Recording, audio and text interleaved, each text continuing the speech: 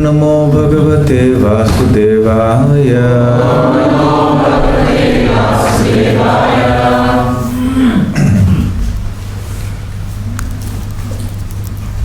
It's difficult to accommodate these three events, or these three topics, in one lecture for today.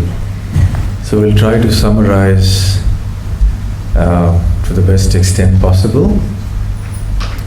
But primarily we'll focus on the glories of Srila Bhaktivinode Thakur. So we'll chant his pranam mantra. Namo Bhaktivinodaya, Namo Bhaktivinodaya, Satchidananda Namine, Satchidananda Namine, Gaura Shakti Swarupaya, Gaura Shakti Swarupaya, Rupa Nugavarayate,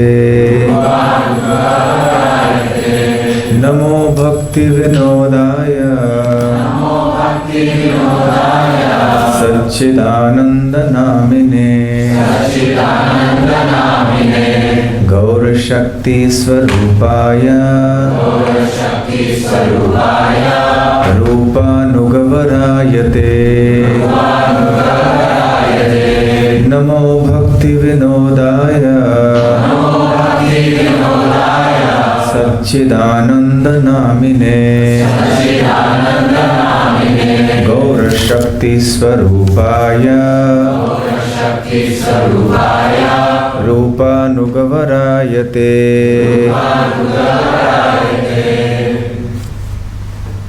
Namo Bhaktivinodaya, Namo Bhaktivinodaya, Satchidananda Namine, Satchidananda Namine, Gaura Shakti Swarupaya, Gaura Shakti Swarupaya, Rupanukvarayate, Rupa Nugavarayate. Namo Bhaktivinodaya, Namo Bhaktivinodaya, Satchidananda Namine, Satchidananda Namine, Gaura Shakti Swarupaya, Gaura Shakti Swarupaya, Rupa Nugavarayate. Namo Bhaktivinodaya, Namo Bhaktivinodaya, Satchidananda Namine, Satchidananda Namine, Gaura Shakti Swarupaya, Gaura Shakti Swarupaya, Rupa Nugavarayate, Rupa Nugavarayate. Mataji. Namo Bhaktivinodaya, Satchidananda Namine, Gaura Shakti Swarupaya, Rupa Nugavarayate. Namo Bhaktivinodaya, Satchidananda Namine, Gaura Shakti Swarupaya, Rupa Nugavarayate. Namo Bhaktivinodaya, Satchidananda Namine, Gaura Shakti Swarupaya, Rupa Nugavarayate. Namaha. Obeisances. Bhaktivinodaya, unto Srila Bhaktivinode Thakur, Satchidananda Namine, known as Satchidananda, Gaura, of Lord Chaitanya, Shakti, energy, Svarupaya, unto the personified, Rupa Anuga Varaya, who is a revered follower of Srila Rupa Goswami, te, unto you. I offer my respectful obeisances unto Satchidananda Bhaktivinode, who is transcendental energy of Sri Chaitanya Mahaprabhu. He is a strict follower of the Goswamis headed by Sri Sheela Rupa Goswami. Om Jnanatimirandhasya Jnananjana Shalakaya Chakshurunmilitam Yena Tasmai Shri Gurave Namaha. Shri Chaitanya Manobhishtam Sthapitam Yena Bhutale Swayam Rupa Kadamahyam Dadati Svapadantikam. Vandeham Shri Guru Shri Yutapad Kamalam Shri Gurun Vaishnavanscha Shri Rupam Sagrajatam Sahagana Raghunathanvitam Tam Sajivam Sadvaitam Savadhutam Parijana Sahitam Krishna Chaitanya Devam Shri Radha Krishna Padam Sahagana Lalita Shri Vishakhanvitamscha Nama Om Vishnu Padaya Krishna Presthaya Bhutale Srimate Bhaktivedanta Swami Niti Namine Namaste Saraswate Deve Gauravani Pracharine Nirvishesha Shunyavadi Paschatya Deshatarine Vancha Kalpatarubhyascha Kripa Sindhubhya Evacha Patitanam Pavanebhyo Vaishnavebhyo Namo Namaha. Jai Shri Krishna Chaitanya Prabhu Nityananda Shri Advaita Gadadhar Shivasadi Gaura Bhakta Vrinda Hare Krishna Krishna Krishna Hare Hare Hare Rama Rama Rama Hare Hare. Hare Krishna. As far as the Supreme Lord is concerned, His appearance within this world is more important to us than His disappearance from this world. In fact, we don't even know often in most of the cases when exactly the Supreme Lord disappeared in His various incarnations. And we don't really take much pleasure in that because the Lord disappears from this planet. But we take a lot of pleasure and happiness in knowing about the Lord's appearance in the world. That is very, very significant for the devotees of the Lord and for the whole world. For the great devotees of the Lord, however, the disappearance is very important. Even though we also celebrate the appearance day of the Acharya or the associate of the Lord, the disappearance day is considered more important. One reason for that is, of course, that when the associates of the Lord or the Acharyas appear, in most cases, at the time of birth, probably the Acharya is not so well known in the world. We don't really know what it is that he's going to do in the years ahead. Some people may know, it may be a very confidential thing, but by and large, people in general don't know. His glories remain unknown to the world till he starts manifesting them as his life goes on. And then by the time he departs from this world, then his glories are known fully everywhere. So his disappearance day, therefore, is considered very important.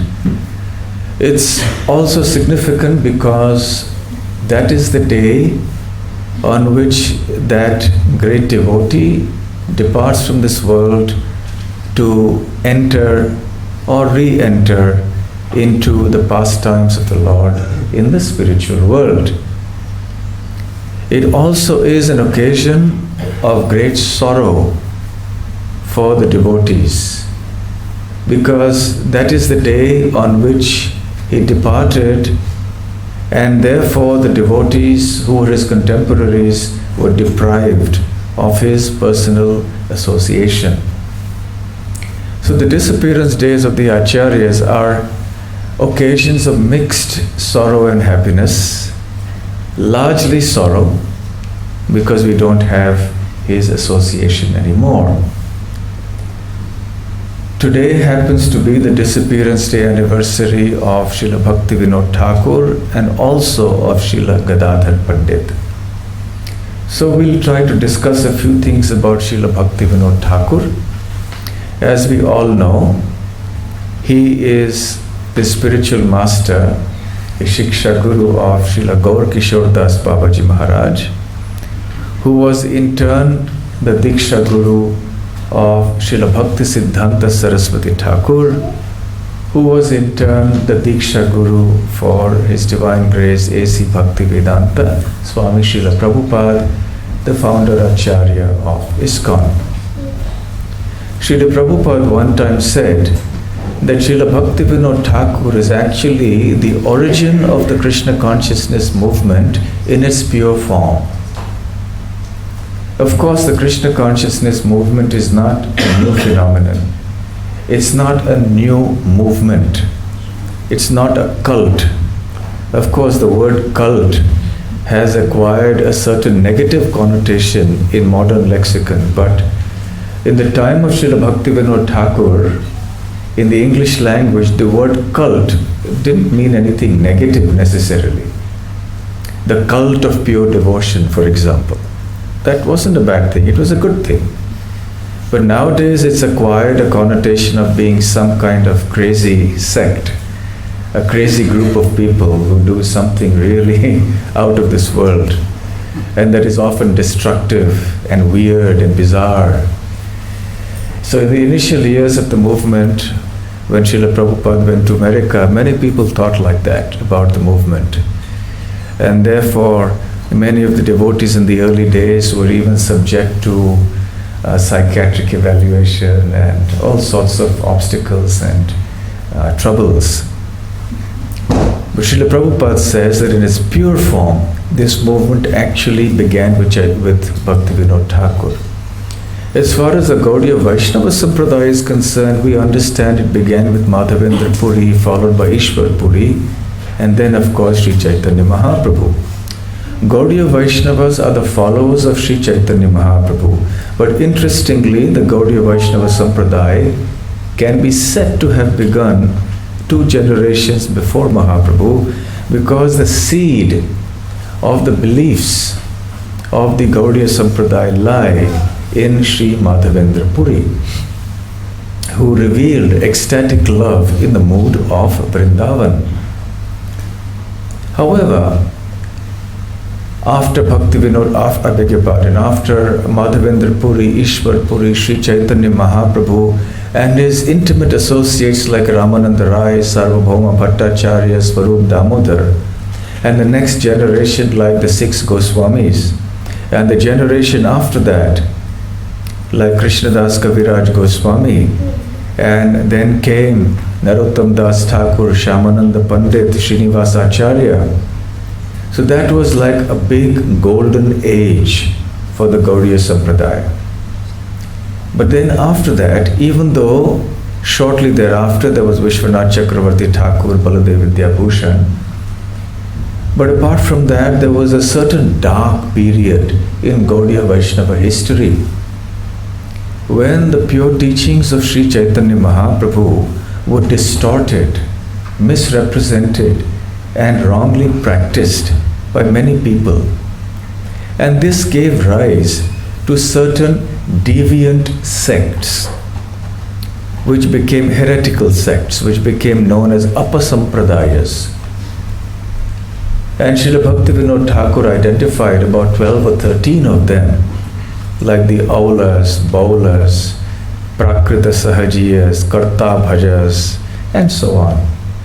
And each of these Apasampradayas were characterized by peculiar ways in which they deviated from the original pure teachings of Mahaprabhu. And many of them engaged in many immoral activities, and some of them justified those immoral activities on the basis of the teachings of Mahaprabhu.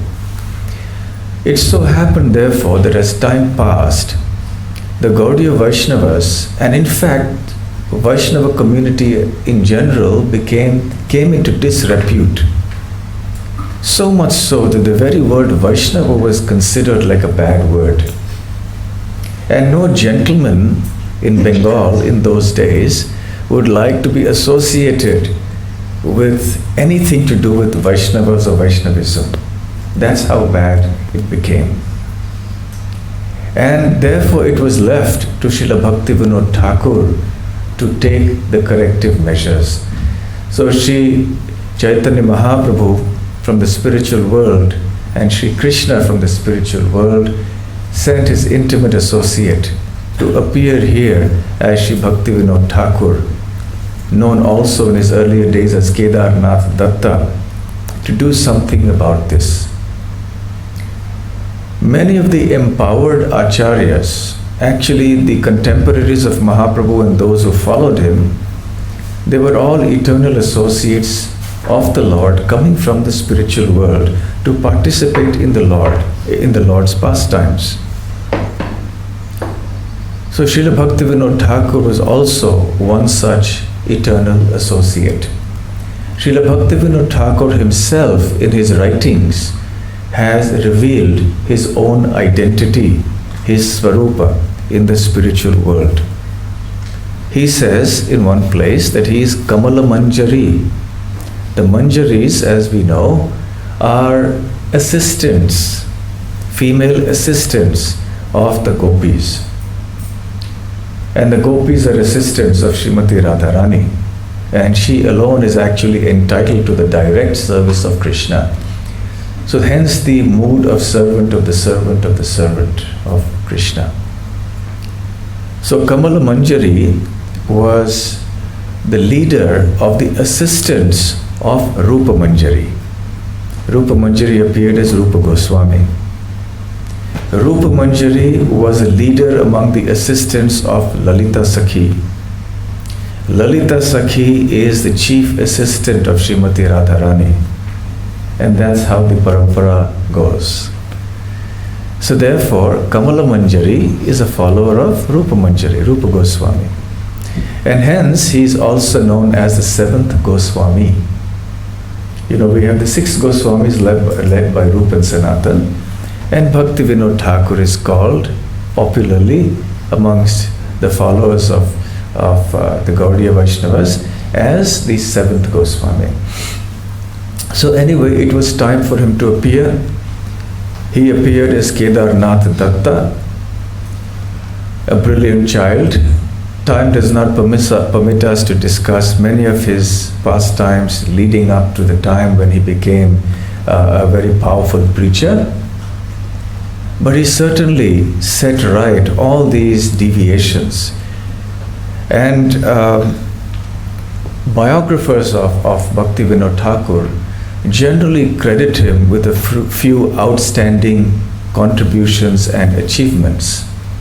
Number one, he was an exceptionally bold, powerful, and scholarly preacher.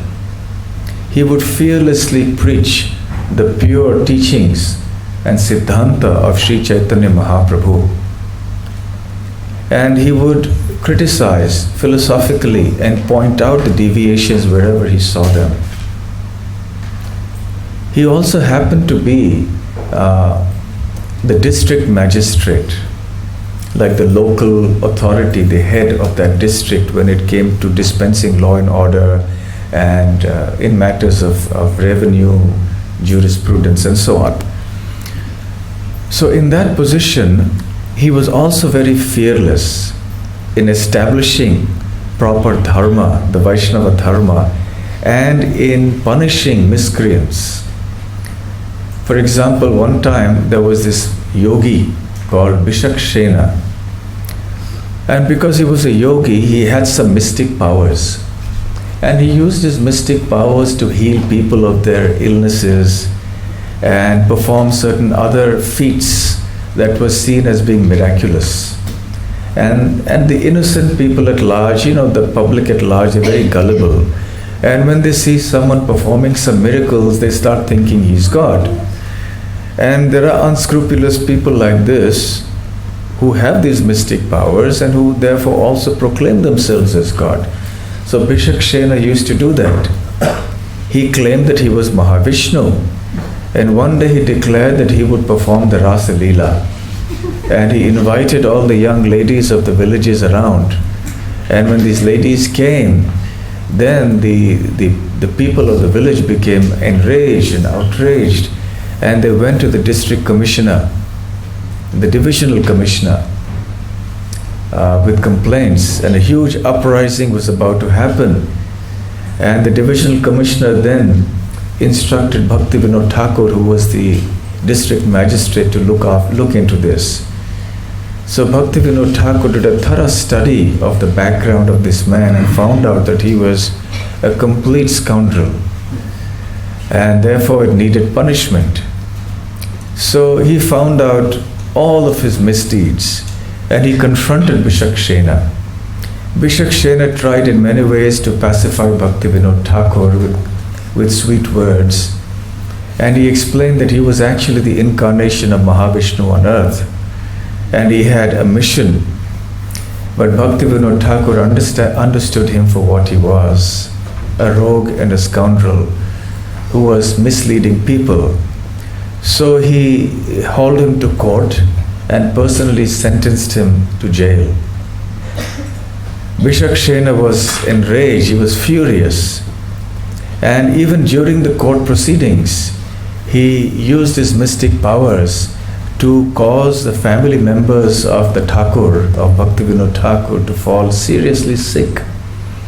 And Bhaktivinoda Thakur himself also fell sick. But he was not intimidated by this. And he continued the proceedings in the court. He went through the due process of law.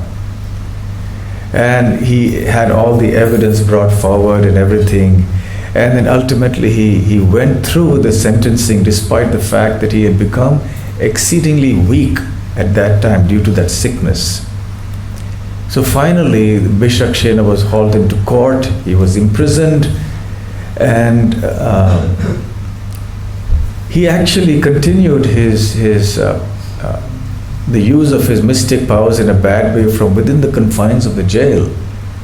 Finally, Bhaktivinoda Thakur found out that the mystic powers of this yogi lay in his hair. He had long hair. So he personally went and he snipped off the long hair of Bishakshena and he collapsed. And finally Bishakshena, of course, died while in jail.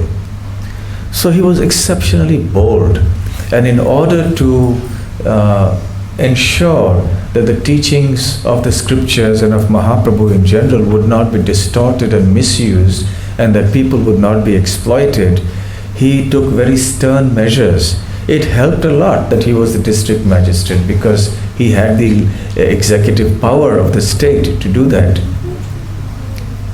And apart from such activities, he also moved around in intellectual circles of brahmanas and other intellectuals, amongst the academicians as well. And he refuted various false ideas that were prevalent in those days. For example, that the caste brahmanas were superior to Vaishnavas. So he gave very scholarly discourses on the glories of Vaishnavas and the proper way in which we are to understand who a Brahmana is, what the Varnashrama Dharma is, and so on. And he passed on this legacy to his worthy son, who later became known as Srila Bhaktisiddhanta Saraswati Thakur, who continued on this legacy with great competence and effectiveness.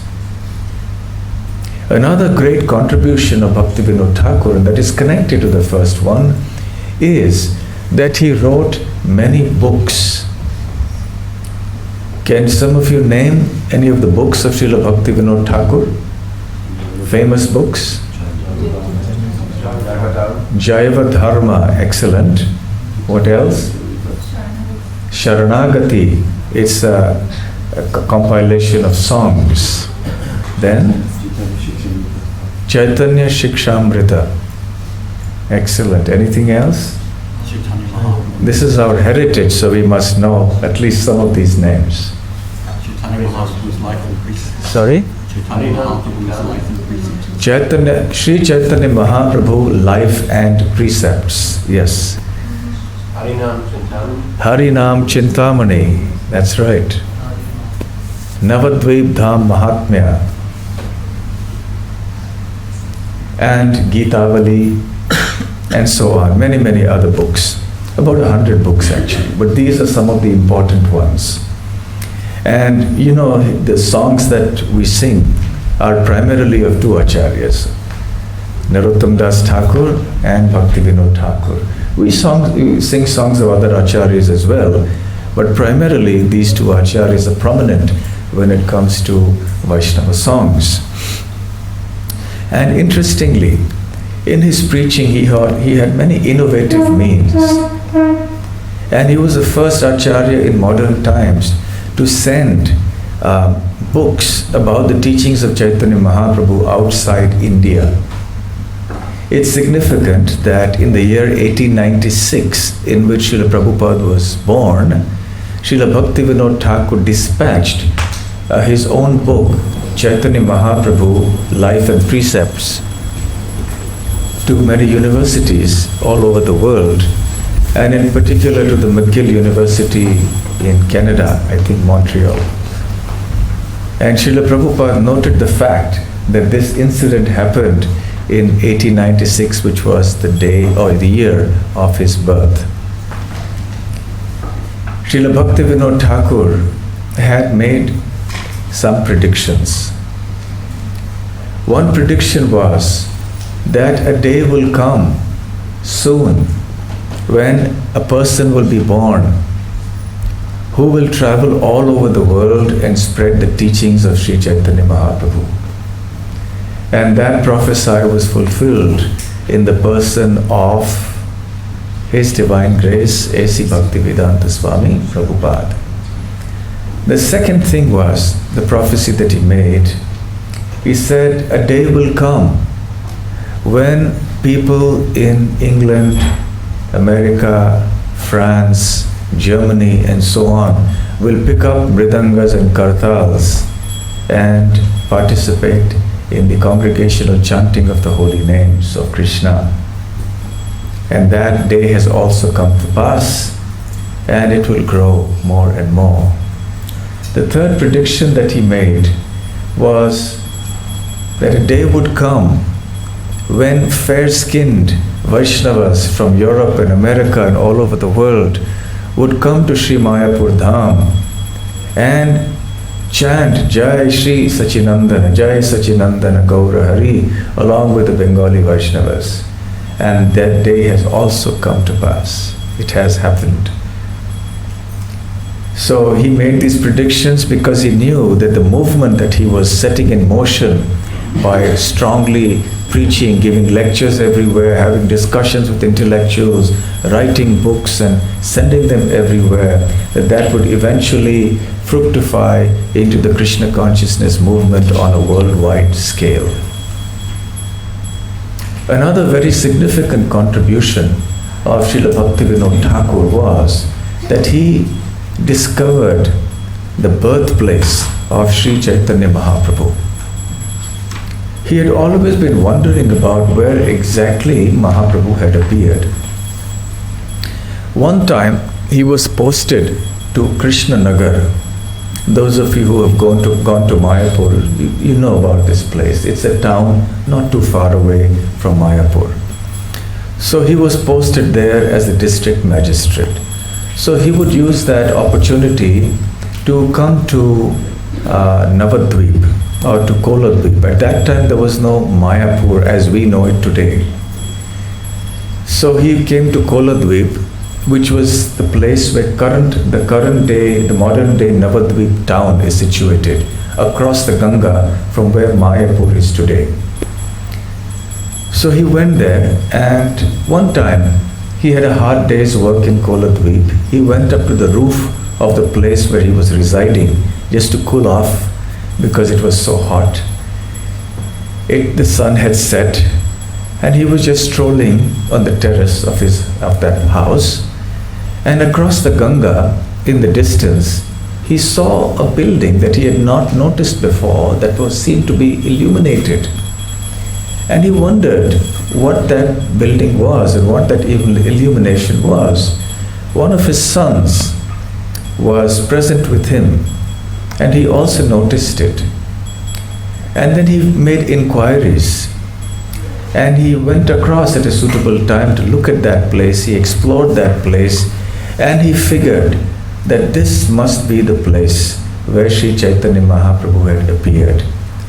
He also procured many of the old maps and the current maps, and then he became convinced. And he was thinking about this for a long time. And eventually this whole thing was confirmed when he took Sri Jagannath Das Babaji Maharaj to that spot. The Babaji at that time was very old and weak. He couldn't walk, and he had to be carried in a basket, literally in a wicker basket. In those days, he didn't have wheelchairs and all of that. So his assistants would carry him from one place to another place. He was totally bent over. But still, as far as his spiritual enthusiasm and the clarity of his faculties were concerned, he was absolutely fine. He was continuing to preach very strongly. So when at Srila Bhaktivinode Thakur's request, he arrived at the spot brought there by his assistants, the moment he was placed there on the ground, he leaped up from that basket and started and he chanted the holy names of Sri Mahaprabhu. And he confirmed that this was indeed the place where Sri Chaitanya Mahaprabhu had appeared. So Bhaktivinoda Thakur was overjoyed to see this confirmation. And thereafter he had a temple built. This was a yoga pit of Vishnu Priya and Sri Gauranga. So this is a very, very great contribution of Srila Bhaktivinoda Thakur. Of course, but the Thakur performed all these activities in a 24-hour day span. Just like us, he also had 24 hours. And mind you, he was a very busy government official who had many important responsibilities. And these responsibilities were not small responsibilities. He wasn't like a clerk sitting there stamping papers and then chatting with everybody. He had to decide cases, very difficult cases that came before his court. He had to settle disputes. He had to look into so many other governmental matters, and it required him to be alert and sharp at all times. It is said that he was so sharp and so quick on the uptake that he would dispose of cases much sooner than other people of his position in other places would do. In a very short span of time, with his sharp intelligence and X-ray vision, he was able to understand the reality of the case before him. And he would dispense justice in a very fair and correct manner. The British government at that time, the officials became so impressed with him that in order that he doesn't waste time in traveling and so on, they arranged a railway line that came right up to his home, a custom-made railway line that came there. And you can still see the tracks of that. So he was very valuable. He was doing all of this and still doing his preaching, writing, and so on. And if you look at his daily timetable, it's astonishing. We cannot, of course, imitate that. He would come home, he would work for about 6 to 8, 6 to 7 hours every day, but he probably accomplished the work that any ordinary person would have done in maybe twice that time, maybe 3 times that time. He would come home in the evening and spend some time with his family, the deities. He would translate songs and verses from Sanskrit into the local Bengali language. He would take some prasadam. 8 o'clock he would rest. 10 o'clock or 11 o'clock he would rise again. and he would write all night long till the morning, till 4 o'clock. Then he would chant japa for a couple of hours. He would also study, and then he would rest maybe for half an hour, then perform some puja, take breakfast, and then leave for work. He would come back for lunch in the middle, go back to work, and again he would come back, study shastras for a while. He had a very disciplined timetable. He also had a fixed time for correspondence. He would write letters, not during japa time though. And so he would deal with all of this in a short span of time. Eventually, of course, there's so much to say about Bhaktivinoda Thakur, but we have 2 other topics ahead. Eventually, as a householder, of course, he executed Krishna consciousness perfectly in an exemplary manner. Finally, he took Babaji Diksha. He entered into Babaji life, renounced Paramahamsa life. And he lived in Jagannath Puri for a while. And on this tithi, this very day, in 1914, I believe it was, he departed from this world and re-entered the pastimes of Radha and Krishna in Goloka Vrindavan when he was in Bhakti Bhavan in Calcutta. Srila Bhaktivinode Thakur ki jai. Today also happens to be the Disappearance Day anniversary of Sri Gadadhar Pandit. Gadadhar Pandit is the incarnation of Srimati Radharani. Srimati Radharani was thinking, I also want to participate in the pastimes of Sri Chaitanya Mahaprabhu. Krishna has appeared as Chaitanya Mahaprabhu in my mood, so then what about me? There's no place for me. And in any case, in Mahaprabhu's pastimes, they were all male, so I can't go as Radharani, as myself, because Mahaprabhu has accepted my mood. So what do? So, and furthermore, Lalita Sakhi has come as Ramananda Rai, Vishakha Sakhi has come as Swarup Damodar. So then I have to come as a male. So she then appeared as Gadadhar Pandit. Gadadhar Pandit was a childhood friend of Nimai Pandit. They were very close to each other. Gadadhar Pandit was very soft by nature. He was not argumentative as young Nimai was. And Gadadhar was not fond of Nimai's argumentation and his getting into debates all the time. But he was a very faithful devotee of Krishna. Nimai would often taunt him, and Gadadhar wouldn't get pulled into those debates with Nimai. Gadadhar, of course, was given 3 instructions later on, once Nimai manifested, and I'm trying to summarize it all. Gadadhar was given instructions later, 3 specific instructions, if I remember right, from Sri Chaitanya Mahaprabhu. One instruction was that he continue being the Acharya of the Srimad Bhagavatam. He would recite the Bhagavatam very sweetly and continuously and on, and people would come to listen to his recitation of the Srimad Bhagavatam, just like they did for Raghunath Bhatta Goswami. When Srinivas Acharya came all the way to have the association of Gadadhar Pandit, and he wanted to hear the Srimad Bhagavatam from him, Gadadhar Pandit couldn't do it, because every time he read the Bhagavatam, the tears of ecstasy would flow from his eyes and wash out everything. So there was nothing left to read there. So he had to have another manuscript copied. So anyway, Gadadhar Pandit was given this one instruction, and he did that. The second instruction he was given was to worship the deity of Gopinath, which he also did. We have the Tota Gopinath temple in Puri. Those of you who have visited Jagannath Puri have also, I'm sure, visited the Tota Gopinath temple. he served the deity of Tota Gopinath till his last days. There is actually a misconception among devotees that the deity of Tota Gopinath bent down and became small in size because Gadadhar Pandit was getting old and he couldn't serve the deities anymore while standing.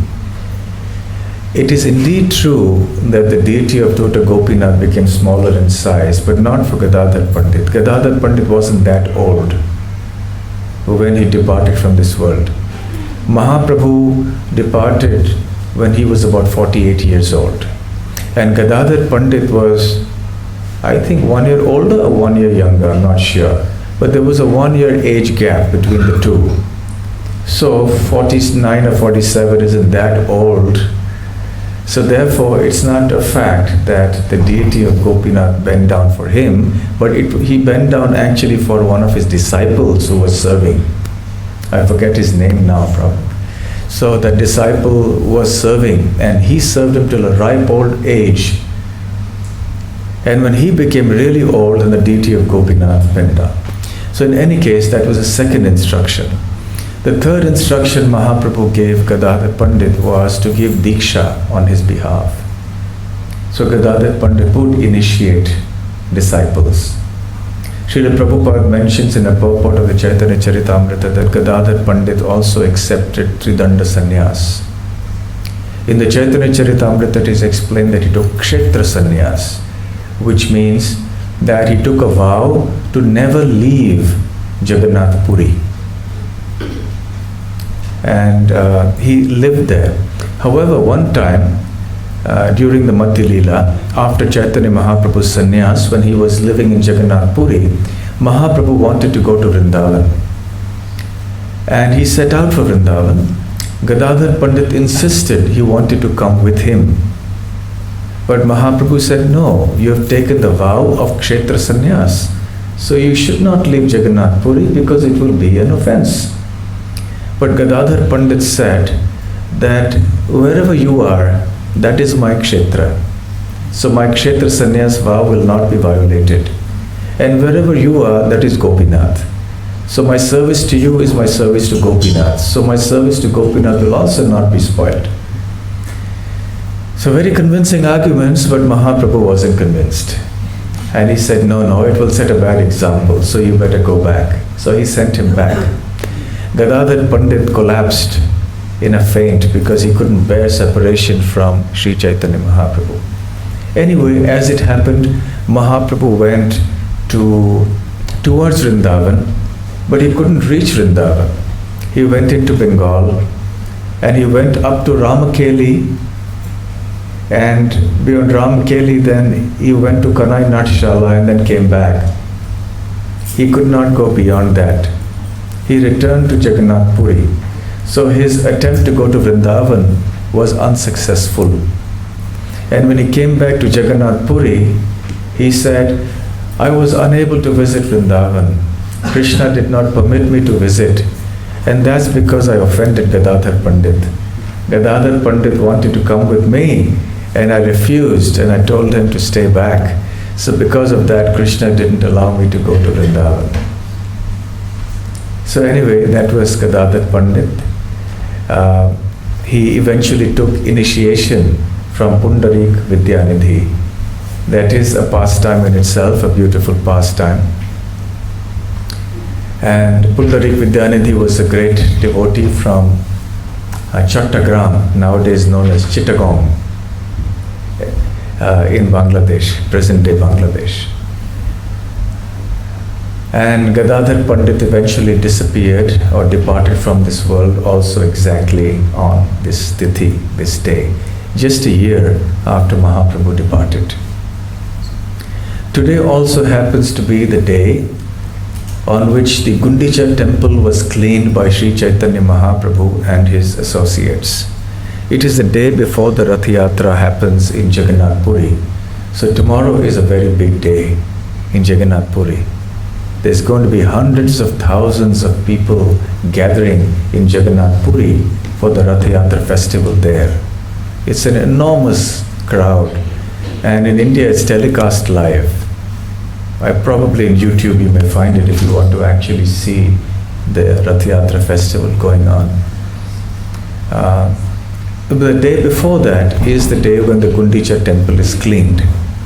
Now, we all know that when the deities of Jagannath, Baladev, Subhadra are brought into the carts on the street, and the carts move down the road for a couple of kilometers, they are taken to the temple known as Gundicha temple. Gundicha temple is considered to be Vrindavan, and the Jagannath temple is considered to be like Dwarka or like Kurukshetra. So the Rath Yatra symbolizes the gopis of Vrindavan pulling the chariot of Krishna when he was in Kurukshetra for the solar eclipse back to Vrindavan. So therefore Gundicha temple is like Vrindavan. So when their lordships reach Gundicha temple, they live there for 8 or 9 days, and then there is the Ulta Rath, which means the return Rath Yatra. And then the Lord goes back to Jagannath Puri, to the Jagannath temple. So the Gundicha temple is occupied by the deities only for these 8 or 9 days. And for the rest of the year, it's empty. And as you know, in most temples in India, there are open courtyards and so on. And when it's not being used, then naturally a lot of dust gathers there. So when a few days were remaining for the Rath Yatra, Sri Chaitanya Mahaprabhu called Kashi Mishra, he called Sarvabhauma Bhattacharya, and also the superintendent of the temple. And he said, I want to personally wash and clean the Gundicha temple in preparation for the arrival of Jagannath, Baladev and Subhadra there. The temple must be clean and must be a fit place for their lordships to live there, even for 9 days. The superintendent of the temple had already been instructed by the king to always do Mahaprabhu's bidding. So the superintendent said, my dear Lord, whatever you wish shall be done. Although I must submit at your lotus feet that this act of sweeping and cleaning and so on is not something that befits you. But nevertheless, if that is your desire, it is my duty to fulfill it.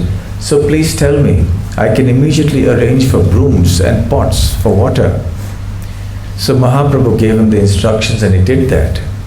And Mahaprabhu went with a large group of devotees to the Gundicha temple. And all of them began sweeping the temple.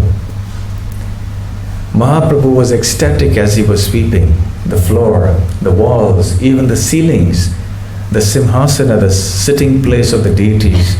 Everything was swept clean.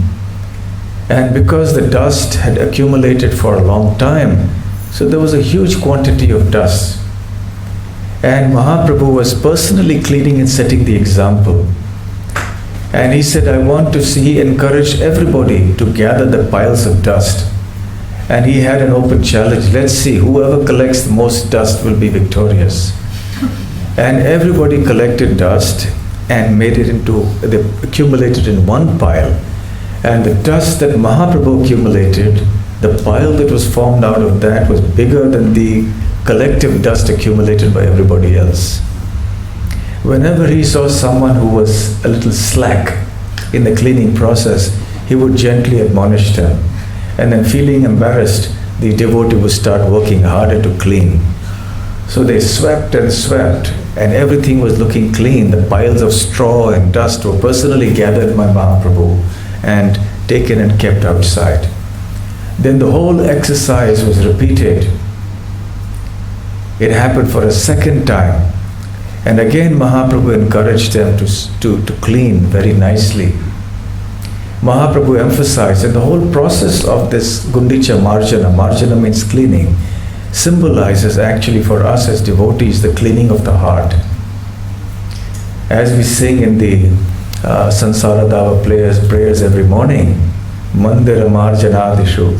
So the spiritual master is very eager to see that the disciples are engaged in the act of devotional service like cleaning of the temple. So the cleaning of the temple actually represents the cleaning of our hearts. So actually, whenever there are such activities of cleaning, we should enthusiastically participate. Every devotee should also be engaged in some sort of menial service. Whatever may be our position, we should not hesitate to do menial service when the opportunity affords itself. And especially cleaning. Cleaning the temple and the temple precincts is a glorious service. Even cleaning the dham is actually one of the elements of sadhana bhakti, dham seva. Mathura vas is one of the 5 elements that Mahaprabhu said is very important for cultivating devotional service. And Srila Jiva Goswami says that cleaning the dham is one way in which we serve the dham. All of us, or at least most of us, have been to holy places. We've been to Mayapur, Vrindavan, and so on. So when we go there, we get the benefit of residing in the dham. We hear lectures, we go to holy places, hear the pastimes, we chant extra rounds, we do kirtan, and so on. That's all wonderful, and we should indeed do all of these things very sincerely and profusely. At the same time, we should not neglect to offer some practical service to the dham by doing some cleaning. It's a very important service we should do. And we will also be purifying our heart very much when we do that. It also is an unfortunate fact that our holy dhams are also very polluted and unclean. So it's also very significant that we should do this so we can clean up. So anyway, Mahaprabhu had this intention in mind. He wanted to tell all of us that by cleaning the temples and the holy places, we're actually cleaning our hearts. So after the whole place was swept clean with brooms, then he had the 100 pots filled with water brought up, and then he instructed all the devotees to pour water on the floors and the walls and the ceilings, on the simhasan, and everybody started doing that enthusiastically. And as they poured water, they also swept the place with their brooms. So now the walls and the floors and everything was becoming shining. And Kaviraj Goswami said that the hearts of the devotees were also shining with purity and devotion as much as the walls and the floors were shining. Mahaprabhu was glowing with happiness, as were all the devotees. Hundreds of devotees were participating in the cleaning process. As the water was poured out and the pots got empty, the devotees went to the lake, the Sarovar, to fill up water. And there was a long line of people coming and going. And many times they would collide with each other and the pots would break. And then new pots would be brought, hundreds and hundreds of them. And there was water all over. And with great joy, everybody was engaged in cleaning. Actually, cleaning can be such a joyful exercise.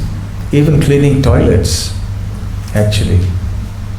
Anytime any of us is feeling down in Krishna consciousness, just do cleaning. And chanting, of course, primarily, let's not forget that. But as practical service, just get down to cleaning the temple, cleaning the toilets of the ashrams. Just get down to such services, and the heart is immediately cleansed. You'll actually feel the relief. The more menial the service, the more glorious it is. We shouldn't think, well, I've been around so many years in Krishna consciousness. Why should I be doing this simple service? We should be ever willing to do even the most menial services for Krishna. So anyway, all the devotees were simply in ecstasy, and they weren't doing any prajalpa. Whenever they wanted to say something, let's say transfer a pot, tell somebody, here, take this pot, pass it on, they wouldn't speak. They would just say Krishna, Krishna, or Hari, Hari. And in this way, the whole atmosphere there was resounding with the names of Krishna. That's also what we should be doing. So we should speak when it's necessary and use, words like Krishna, Hari, especially when we're doing direct service to the Lord, like for example, cooking for the Lord, making garlands for the Lord, or dressing the Lord, decorating the Lord, performing arati, making offerings.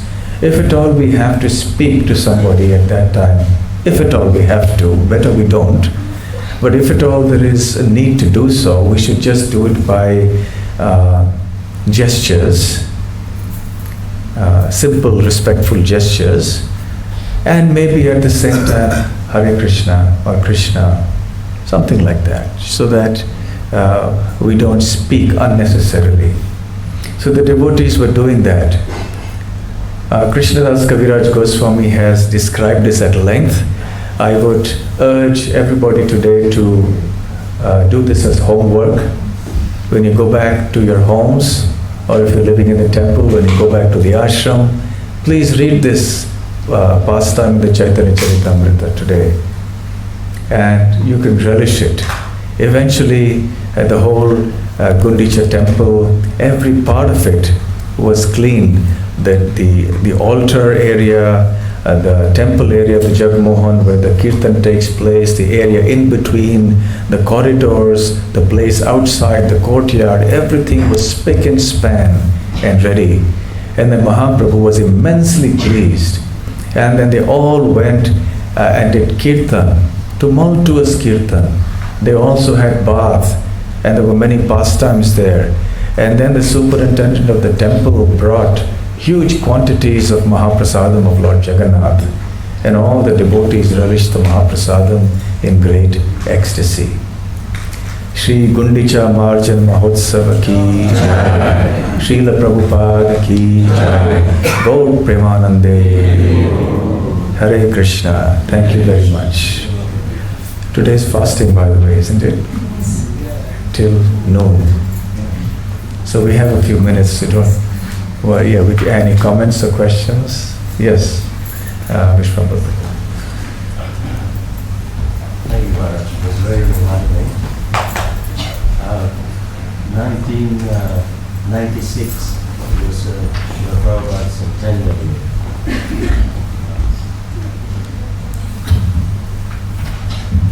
Thank you for this nice class.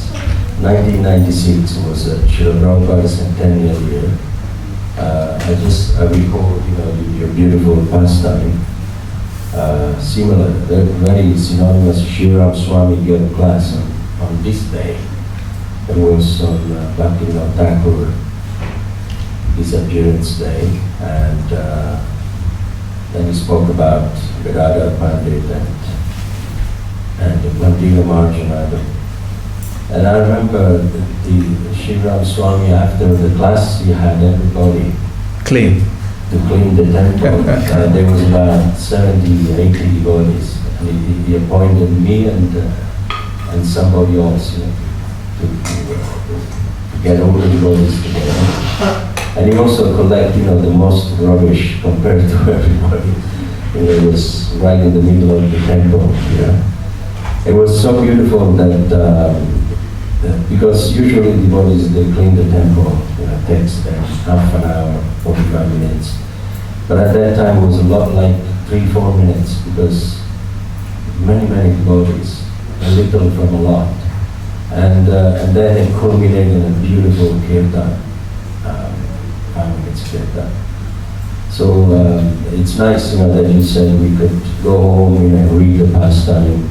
But it would be more nice if we could do it. If we could, perhaps maybe you could engage everybody today to do it. In 3 minutes we can clean the temple. And we felt seriously, and Srila Swami said, this is the proof that heroes, they don't exist only in the Shastra, in the Chaitanya Charitamrita, but also amongst us. So, and everybody was very happy to do that. Anyways, just... It's an excellent idea. We can certainly do it. But from the temple's point of view, any issues? Prayojana Prabhu is the one who does it, right? What do you say, anybody? Okay, I guess we can do it, but we'll have to check with whatever, I'm sure you'll be very happy because... Yeah, but we need all those rooms and we need all the paraphernalia and Sorry? Windows and Yeah, we had yes. the cloth, and the sweeper, and everything came out. And I'm sure it's not a difficult thing. It can be organized in a short span of time. We can all actually do it. Fortunately, there's a wedding. Sorry? There's a wedding. Oh, there's a wedding. Maharaj, if you take charge, you will be done in 5 minutes. No, you have to climb, you have to clean. Mahaprabhu cleaned the ceilings as well. You have to climb up there, clean the glass panes, the windows, those, everything. The edges. We got a lot of young men here that can I don't know, we have to just ask, I'll be happy to do it, but we have to see. Let's see, okay. It's just about Gadadhar Pandit. Yes. They said that after the disappearance of Mahaprabhu, he Can you close the door, please? Yes. It's about the Gadadhar Pandit. It is mentioned in CC that after the disappearance of Mahaprabhu, he aged very, very quickly. So he aged. Yeah, very, very quickly. And he couldn't bear the separation from Mahaprabhu. That's right. And I was feeling maybe that's why one thing, that's why Jota Gopinath sat down, because he can put the garland on him. But it's interesting that you said you were another devotee today. Yes, Just trying to meditate on for it. many years I also was hearing that, but then I read it and also heard that actually that was not the fact, that it was for his disciple that this happened. But yes, it is indeed true that Gadadhar could not bear the separation after Mahaprabhu's disappearance, and he aged very quickly and he left his body. You can't say that, he departed from this world. Yes. And yes, Hare Krishna. Amar, did you say that Bhaktivinoda Thakur departed the planet from Calcutta? Yes, I think so, in Bhakti Bhavan. Is that Puri? But it's in Puri, is it not? Bhaktivinoda? We can check that, but I think it is. Can someone do a quick Google search now? I think so. Is there a Bhakti Bhavan in Calcutta, and so can one visit that place? Yes, I think so. I remember reading that it was Bhakti Bhavan in Calcutta, because he had a place there. That's where he discovered the Kurma deity, if you remember, when he was, So meanwhile, somebody will do the Google search for us and get back. But I think it's Calcutta Bhakti Bhavan. Also, it was appropriate that Gadadhar took initiation from Pandit Vijayanidhi, because Pandit Vijayanidhi is an incarnation of King Vrishabhanu. That's right. But in the Chaitanya Charitamrita, it mentions that Gadadhar Pandit took initiation from Pandit Vijayanidhi a second time. Could you comment on that? Yeah, what happened was that, you see, when we receive a mantra from the Guru, it is said that that mantra is confidential. So we shouldn't reveal it to anybody. And if we do, then the mantra loses its potency for us. So somehow, inadvertently, Gadadhar Pandit must have revealed this mantra to somebody. So then he approached Chaitanya Mahaprabhu and he said, Mahaprabhu, can you please give me the mantra again? In other words, he was asking Mahaprabhu to initiate him. So Mahaprabhu said, no, that's not the etiquette. You've been initiated by Pundarik Vidyanidhi, so you should go back to him and get re-initiated by him because of this issue. So Mahaprabhu refused to initiate. So that's the etiquette, actually. Even though he's a Supreme Lord, he could easily have done it, but he set the standard. So then he said, Pundarik Vidyanidhi is far away in Chattagram. He said, don't worry, he's expected here shortly. So then when Pundarik Vidyanidhi arrived, then Gadadhar Pandit approached him and got the mantra again from Pundarik Vidyanidhi. The Gayatri mantra. Yeah, the specific mantras. We don't know exactly what mantras, there were. There were specific mantras that were given at the time of that Diksha. whether they took the form of the mantras that we get at the time of second initiation, etc., is not so clear. But there were certain confidential mantras that were given at that time. And did Mahaprabhu himself give initiation to anyone that you know of?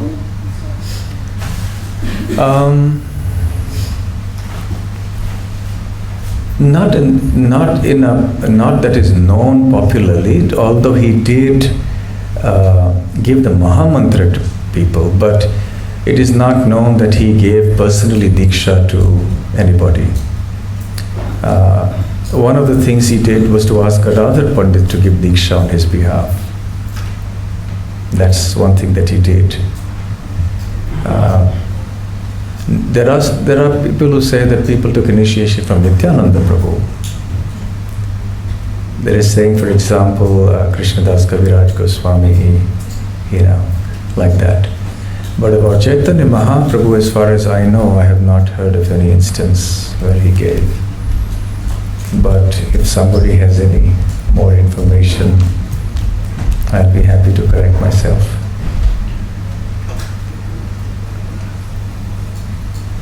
Any other point? Yes. In Chaitanya Mahaprabhu's Sheela, he was going to Gadadhar Pandit to listen to Srimad Bhagavatam. Yes. And then he would go to Gambhira, so where he would be with Swarup and Ramananda, who are in the spiritual world, Lalit and Vishaka.